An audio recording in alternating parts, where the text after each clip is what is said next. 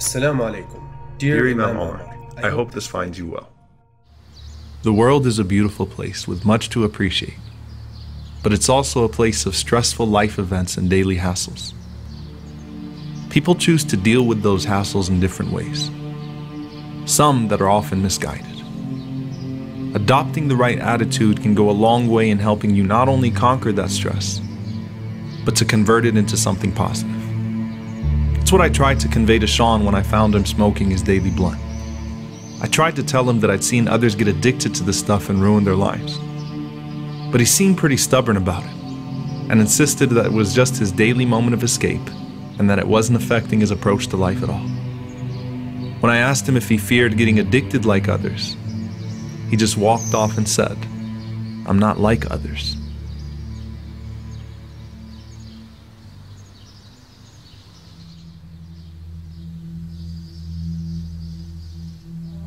If you would have asked me before that happened if I would ever consider it, I would have called you crazy. But suddenly my mind went to all sorts of places, convincing me that one time wouldn't hurt, and that no one would find out anyway. On the way home, I thought about how silly it was for me to pick it up on a wild impulse. But I felt trapped into it already since I'd already started the process, and the thoughts of escape and excitement started to race through my head uncontrollably.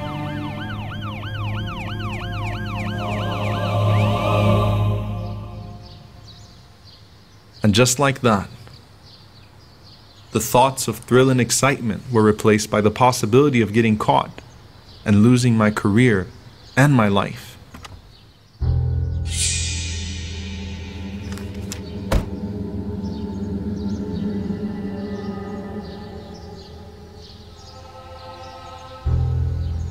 I felt like such a fool and almost had a nervous breakdown. But for some reason, Allah veiled the eyes of that cop that day and guarded my honor even though I had no regard for his.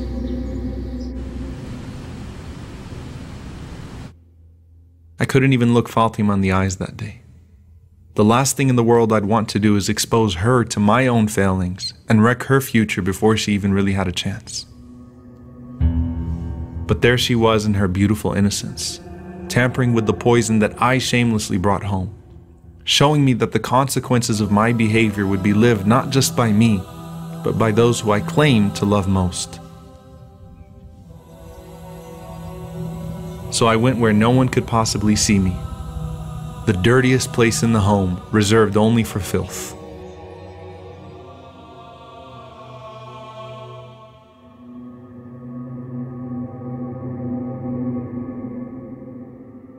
Yet Allah stopped me once again. This time, it was my annoying neighbor John, who I thought was coming by to give me back my toolbox, but he actually did me a bigger favor.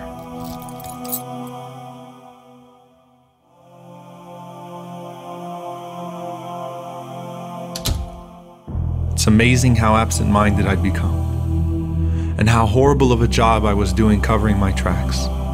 It was as if Allah was slowing me down and showing me how quickly things were going to unravel if I went through with this. That just because I'd entertained this thought didn't mean I had to accept it as my reality. That He was watching me the whole time and planning in my favor even as I tried to disobey Him. Who am I becoming? What am I doing? Who am I hurting? What am I running away from? What is my future? When will I wake up? I remembered the companion who was an alcoholic and seemed just like another drunk, but the Prophet, peace be upon him, believed in him and said that he loved Allah and His Messenger, and that love would eventually bring him to his senses. I thought about what you said. And you're right. You're right.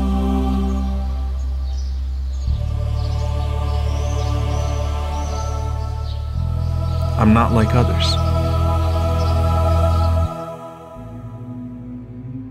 You know, here you can see that Ziyada almost fell for that trick of shaitan, where he comes to you with this sin, and he offers what appears to be a permanent solution, but in reality it's just a temporary joy that's going to lead to a lifetime of problems.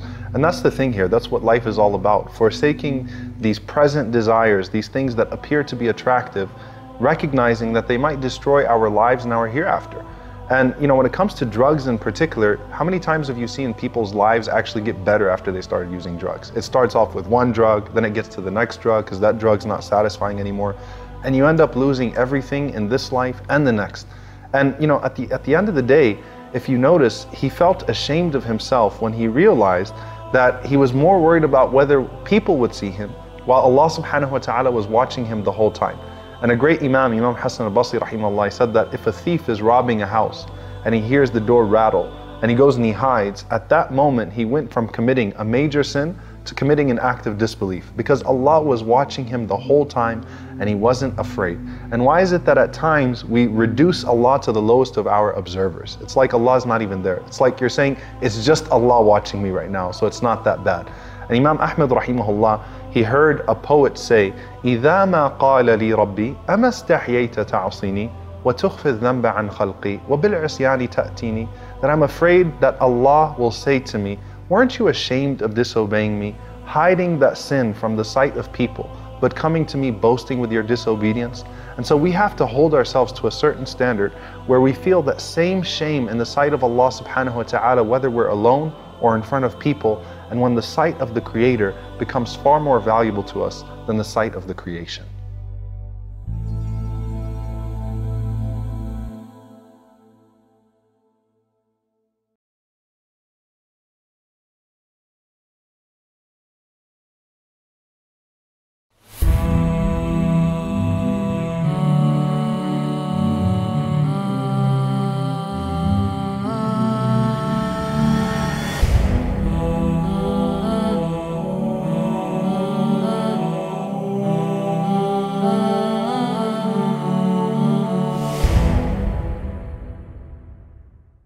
Assalamu alaikum. Thank you guys for watching this episode. We thank you all for your support. And we hope that you enjoyed watching it. Share it, inshallah ta'ala, let people know. Make sure you like this video and you share it with your friends. If you haven't watched the previous episodes, make sure you click here. And if you'd like to watch the entire series, then click here for the playlist. Jazakumullah khair. Wassalamu alaikum wa rahmatullahi wa barakatuh.